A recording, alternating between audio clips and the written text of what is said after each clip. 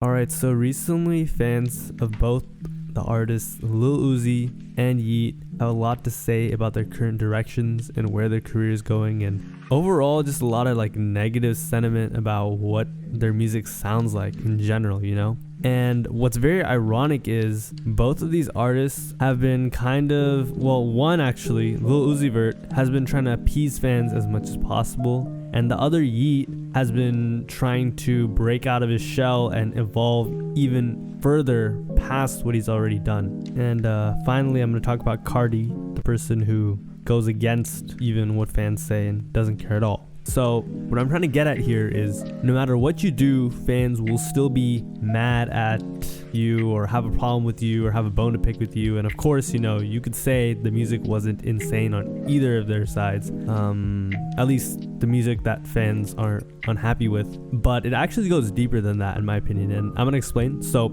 first off, let's start with Lil Uzi Vert, and I feel like Lil Uzi is a great example of why you should never listen to fans and how it could totally break his stride. So before we talk about his recent stuff, let's give a little like background on Lil Uzi. So number one, Lil Uzi, you know, he came up like 2016, 2017. 2017 is where he really came up and became like, okay, this is like one of the future stars of rap. He dropped Love Is Rage 2, sold like 150K, which is crazy at the time. It's like, whoa. Now everything's going great. He built up a bunch of hype for his next album, Eternal Take. It drops. Everyone remembers when Eternal Take dropped. I remember I was like the morning in PE class or something for me. And this guy was like, yo, Eternal Take dropped, dude. Eternal Take dropped. I asked him, yo, how does it sound? He's like, there's like this EXO Tour Life remix. There's some really hard songs, dude. You should check it out. And it was like this moment. It was crazy. Anyways, it sold like 300K. It was crazy. However, a lot of people, and you know, now it's been a while. It's been like 4 years since Eternal Take dropped. That's crazy to even think about. Damn, it's been a while. Making me feel old. But what was I gonna say? When it first dropped, I guess he just built so much hype that everyone was disappointed. They were like, this isn't that hard. It's not that crazy, man. You're not doing like, oh, this isn't that. And it was immediate. It was like, whoa.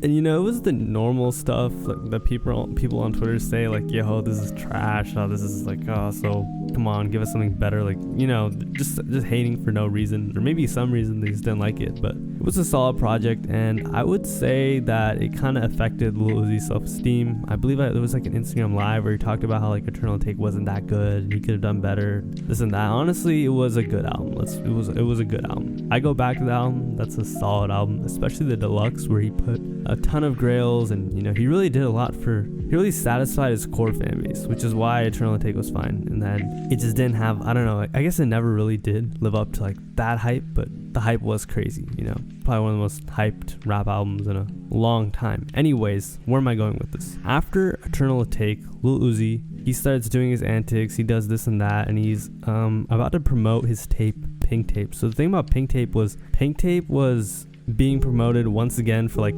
2 years or something, like 3 years. You know, he did all this publicity, put a diamond in his forehead. That was really early on. He did this and that. He lied about dropping one time. He said, yo, we're finally dropping this time.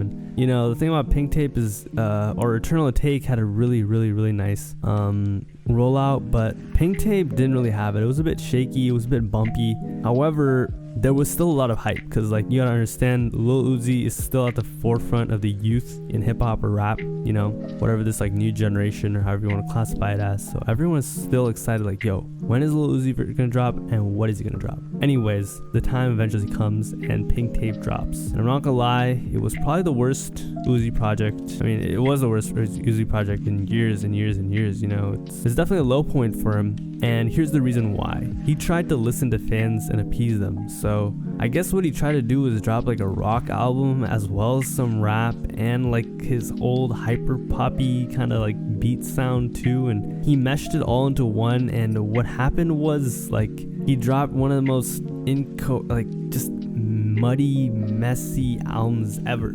Most of the rock songs just like ruined the album. There were definitely some some good songs on there that I'll still play in the car, some, once in a while. But it just was nothing crazy. And what he did was he actually listened to fans, which is horrible. So fans were like, yo, Uzi, we want your old sound back. We want that emo, sad Uzi. So I think he tried to bring that on some of the tracks. He also, I guess some fans also asked for the hard stuff, so he tried to bring that as well. He tried to do a bunch of stuff and it just didn't work out at all. On top of that, he also did like some random singles that no one really cared about, and it just completely killed his hype. And if he had just listened or not listened to fans, he would have been way better off, you know what I mean? If he had just kept going with his sound. I believe he did a video with DJ Academics where he explained, yo, I'm in the studio every day and I've changed rap, probably, it's a debate if you want to say he did or not. I think he did. I've innovated, I've done crazy stuff, and I'm still trying to, and that's what matters. And DJ Academics is like, I forget what he said. He said something like, you're him, Uzi. I don't know what he said.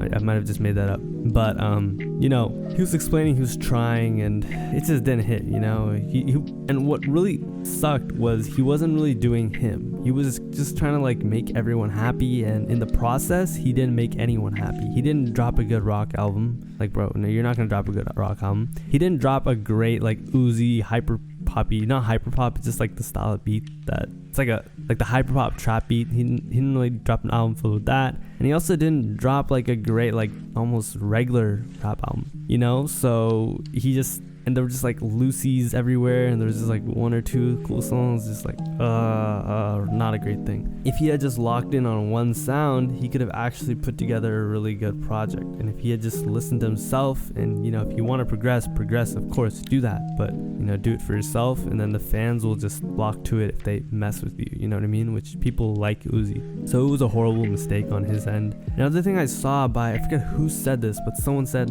yo, it's time for him to stop trying to go out of the box. And I don't know if I agree or disagree with this, but I'll just say it out loud so you guys can think whether or not it makes sense to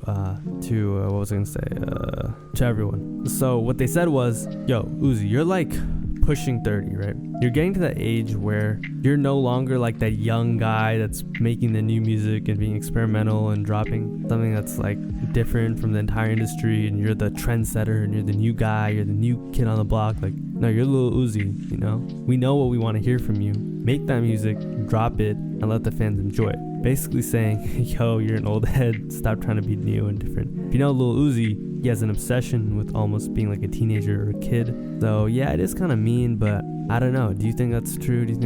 Anyways, what I will say is if Lil Uzi had just done what he wanted to do in the first place, I don't think he would have been in this mess. And I feel like ever since Eternal Take, it really hurt his self-image. So I'm going to give you a little bit of like an analogy, and it might not make sense to you, but it kind of makes sense in my head.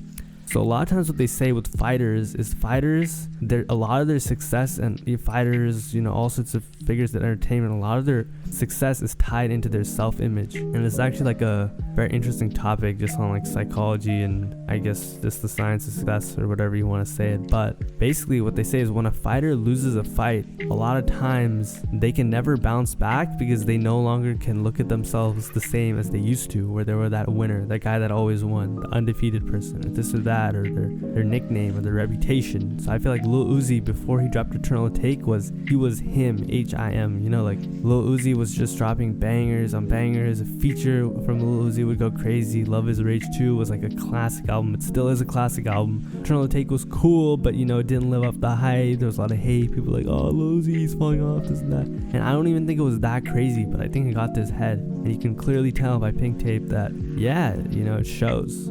He didn't really know what he was doing. He didn't know what to do. He was just lost and confused. So I definitely think part of his self-image or whatever, this might be too deep, got a little scarred. Do you let me know? Do you think that happened? Do you think that Pink or Eternal Take, not flopping, but just the hate and fans saying it wasn't as good as it should have been, do you think that was like the knockout that affected Lil Uzi and hurt his reputation, at least internally? I think partially should. And the takeaway from this is to never listen to fans. So the next person, we're gonna go one off. I'm gonna do Yeat and then I'm gonna do Carti, alright? So here's the thing about Yeat. Yeat has always been in his own lane. He's only been around for realistically 2 years. 2021 he came up, but he wasn't mainstream yet. Now everyone knows Yeat. 2022, like, you know Yeat. He's been around like 2-3 years, you know, he's been doing his thing. And the thing I would say is, of course, a lot of the beats, and I'm sure a lot of his producers are heavily influenced by Carti, but Yeat really created his own sound, not just vocally, but the beats, the lingo, everything. He created his own just brand, really. It's very impressive to see. And in 2093, his most recent album, and I'm not going to go over his entire background like I did with Uzi. 2093, what he did was he tried to go on like these futuristic Blade Runner type beats. And I'm saying tried because it didn't really work the way he wanted, because, you know, he was experimenting, and sure, it sold pretty well for Yeat. 70K is a lot. That's not a joke. You know, of course it had a Drake feature, had a feature, but it didn't sell like that much because of them. It sold because of him, you know. However, the general consensus was that, yo, this is not that good. This is alright, blah blah blah blah, like blah blah blah, like it's like, oh, it's mid. What? Why is he rapping on these beats, yo? This is not the Yeat I was listening to just 6 months, a year ago. Like, what happened to bro? And, you know, he actually kind of folded and he dropped a song on his archive page called Helly Man, which was in his older sound. So it's just like, dang, you know, why'd you have to do that?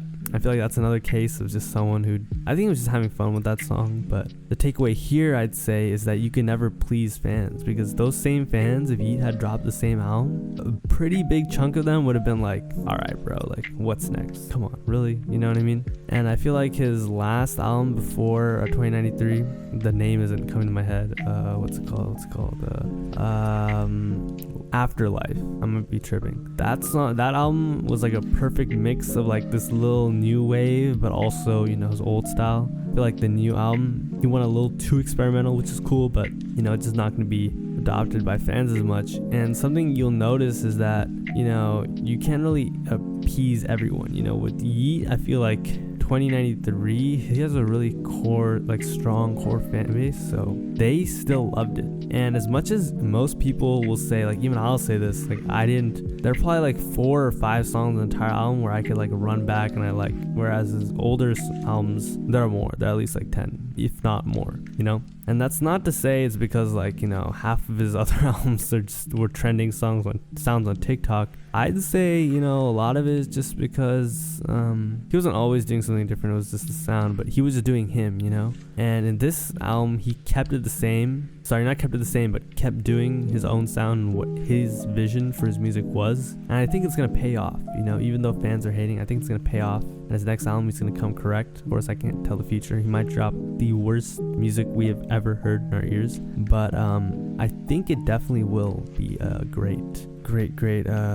I think that if he had not done something like this, it would have been shooting himself in the foot, because he would have never progressed. He would have dropped the same stuff. He would have washed his own sound out, and he would have fallen off like anyone else. And I feel like sometimes, you don't, like a lot of these rappers, like, they don't go, like, people expect them to have linear growth. So, you know, people expect Yeat to just keep going up and up and up. I feel like this is like a little dip, but it's required for him to go. I sound like the craziest glazer of all time. I know the comments could be like, bro, you were glazing Yeat X this time. I'm just trying to explain that, like, he kind of stuck to his own vision, and I have respect for that. Whereas artists like Uzi, where he didn't and he tried to do it, it's like, come on bro, no Uzi, no, you know, like, yeah. Anyways, last and final example, and, you know, this one y'all are definitely gonna say I'm glazing, but I don't think so. I just think I'm making a good point. So, Playboy Carti, and I've spoken about this a long time ago before, but I'm gonna go over it again. I feel like he's the perfect example of, if you just do what you want to do and you follow through on your own vision, it will always pay off. Especially if you're good at marketing yourself and making yourself have like a cool aesthetic or not, people are gonna love it. So the thing about Carti is, after like Die Lit, really, he never gave fans what they were kind of expecting. You know what I'm saying? Like, his first 2 albums are cool, but when he dropped Whole Lotta Red, it was the most unexpected piece of music you could imagine. I remember everyone remembers Playboy Carti was getting an insane amount of hate after he dropped Whole Lotta Red. And let me explain. So when he first did self-titled album, there was that hit Magnolia, Woke Up Like This. It was pretty mainstream. It was pretty widely accepted, especially among younger fans. Then he dropped Die Lit, which wasn't anything crazy, but, you know, had a lot of features. It was still like a little moment in the culture, and as he's got larger and larger, the more important or memorable that project has gone, just because, you know, he's gone bigger. However, when he was gearing up to drop his 3rd project, Whole Lotta Red, which took over a year, it took forever, like 2 years or something, he had a lot of snippets and a lot of leaks that had this baby voice, and his baby voice was super hard. But what's interesting is it never actually made it to the release side of his discography, because when he dropped Whole Lotta Red, it was like this almost like punk inspired hip hop album. I mean, it was not really, I don't want to say punk because, you know, the music heads are gonna be like, you know what I mean, right? He dropped something totally unexpected, and everyone was like, immediately, you know, the reaction was like, what is this trash? No way, bro, Carti, you just dropped the worst music imaginable. I remember he went on Instagram Live and he was previewing some songs after the album, not previewing, playing some songs, you know, just dancing, having a cool time on live, and he was getting so many hate comments, he ended the live. He got like a little sad or something, you know, and you on Twitter, everyone's saying whole lot of trash, whole lot of dang, Carti, you really let us down, you made us wait this long for this, you know, like, come on, bro, like, really, this is what I stayed up all night for, like, da-da-da-da-da. But, you know, after checking out the album, people are like, wait a second, this isn't too bad. This is actually like really, really, really good. And Whole Lotta Red became one of the most iconic albums of, I would say, probably the decade. It's probably going to be, because it dropped like 2020, so it's, you know, top of the decade. It's definitely going to go down as one of those really, really, really here's the thing about that album too, is, you know, it has a lot of intangible factors, and I know you guys are gonna be like, bro, you are glazing to the max today, and I really don't even mean to do that. I'm just trying to explain my case, alright, or my point. Whole Lotta Red had like a huge influence on like everything, even like underground music. Everyone was hopping on like Carti beats and stuff like that. You know, you look at Yeat, he has a bunch of like Whole Lotta Red remixes on his SoundCloud, or his like old SoundCloud archive, you know, it's just like, dang, you know. So I feel like he wasn't safe, and it paid off big time, whereas I guess Uzi was always a bit safe, you know what I mean? And it looks like Carti is doing that with this new album music right now. Dang, did I just yawn and not cut that out? Yeah, I just did that. But yeah, it looks like Carti is doing that with his new album, and it looks like it's gonna work once again. I would say that people like Uzi should learn from Carti, you know, and take more risks. But then again, Uzi has kind of like damaged his image so much, because I feel like a lot of like younger kids, and I'm young, I'm like, you know, but they're like even younger kids who just do not give Uzi the respect, I mean, he really deserves. But at the end of the day, if the younger people aren't respecting you as much, it is what it is, you know. I feel like, you know, he's gotta earn it back, and I think the only way you can do that is by just dropping stuff that isn't like kind of safe in your old sound, but hard, and also not like random and weird. Like, you just gotta drop your own. Like, Uzi has a very distinct sound. If you can drop and just fine tune it and just, you know, level it up just a bit, I feel like people are gonna be very happy, and it'll still be unexpected, because I mean, no one even knows, you know. I feel like when Carti drops, fans act like it's Christmas. Literally, there's like memes about it. When Uzi drops, it's like, okay, what are we gonna get now? Are we gonna get a random rock song? Are we gonna get like some random remix? Are we gonna get some, you know what I mean? So yeah, the moral of the story is, do not listen to fans. No matter what you do, they will always hate. Doesn't matter if it's actually deserved, doesn't matter if it's not deserved, they will just hate. So at the end of the day, don't let it affect you. And you can see that the artists that do let it affect them, doesn't really go very well for them. So I feel like it's a huge mistake, and didn't do it. Anyways, thanks for watching. Have a nice day. If you watched all the way to the end, and you're wondering, yo, why is your voice so quiet? It's just super late, and I'm super tired. I can't wait to go to sleep. I just want to record a video for you guys. Anyways, take care. What is it? Happy April, and have a nice day. See you tomorrow. Bye. Did I just say the outro twice? Yeah, I really need to go to sleep. Okay, bye.